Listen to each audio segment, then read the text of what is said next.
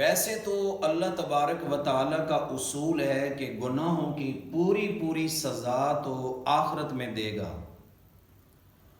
لیکن کچھ گناہ ایسے ہیں کہ ان کی سزا آخرت سے پہلے، مرنے سے پہلے، قبر سے پہلے انسان کو اسی دنیا کے اندر ملنا شروع ہو جاتی ہے۔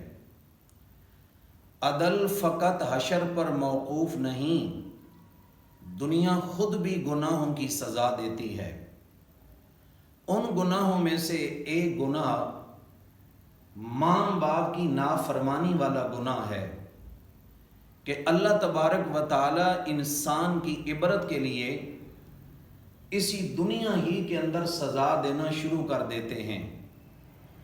آقا علیہ الصلوۃ والسلام نے ارشاد فرمایا، کل الذنوب یغفر اللہ تعالی منہا ما شاء الا عقوق الوالدین فإنہ یؤجل لصاحبہ فی الحیات قبل الممات۔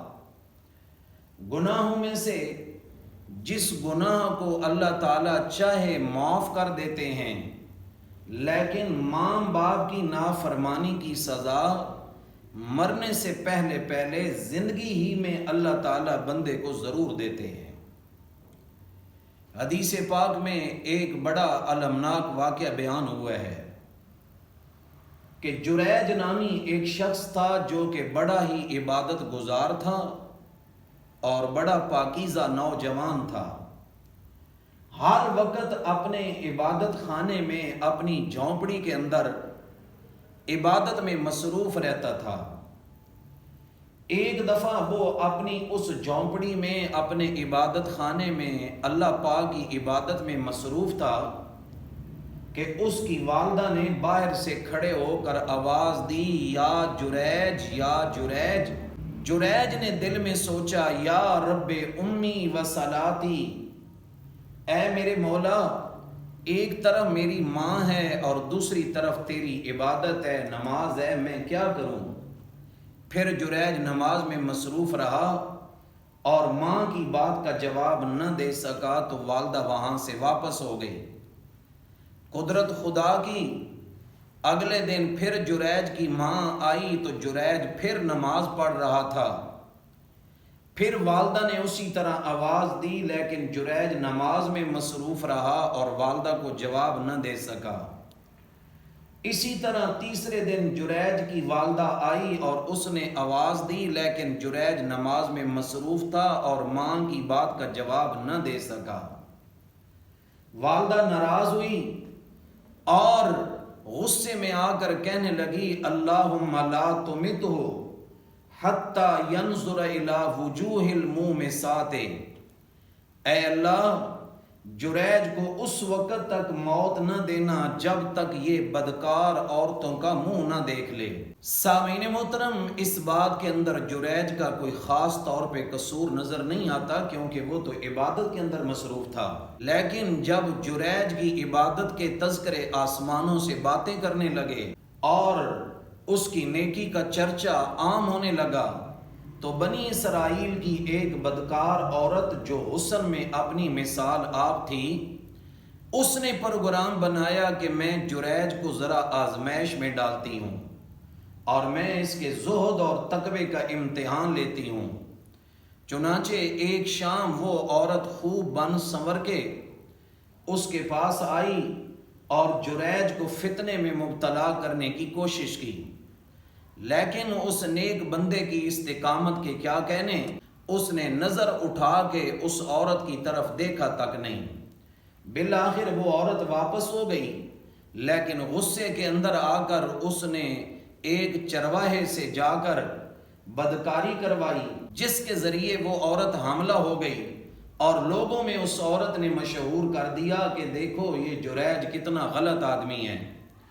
پھر جب بچہ پیدا ہوا تو اس عورت نے صاف اعلان کر دیا کہ یہ بچہ اسی عبادت گزار اور جس کو تم ولی سمجھتے ہو جریج، یہ اسی کا ہے۔ لوگ سارے کے سارے بڑے غصے میں آئے، انہوں نے غصے میں آ کر جریج کو خوب مارا، پیٹا، بے عزت کیا کہ ادھر تو سارا دن رات عبادت کرتا رہتا ہے، جب دیکھو تو نفل پڑھ رہا ہے، جب دیکھو تو تسبیح پڑھ رہا ہے، جب دیکھو تو ذکر اذکار کے اندر مصروف ہے، اور یہ ہیں تیرے کرتوت۔ اور لوگوں نے غصے کے اندر آ کر اس کی جھونپڑی کو بھی گرا دیا۔ اس نے پوچھا کہ یارو مجھے بتاؤ تو صحیح میرا قصور کیا ہے؟ تو لوگوں نے کہا کہ تو نے اس عورت کے ساتھ زنا کیا ہے۔ سامعین محترم، یہ تو آپ جانتے ہیں کہ عوام کل انعام ہوتی ہے، یہ پہلے کام کرتی ہے پھر پوچھتی ہے۔ لوگوں نے یہ نہ سوچا کہ پہلے ہم کم از کم اس سے پوچھے تو صحیح کہ جریج آپ نے اس طرح کا کوئی کام کیا ہے۔ لوگوں نے صرف عورت کی بات سن کے جریج کو مارنا پیٹنا شروع کر دیا۔ جس وقت جریج کو سارا واقعہ کھلا تو اس وقت جریج کہنے لگا دراصل بات یہ ہے کہ میری ماں کی بد دعا اپنا اثر دکھا گئی ہے۔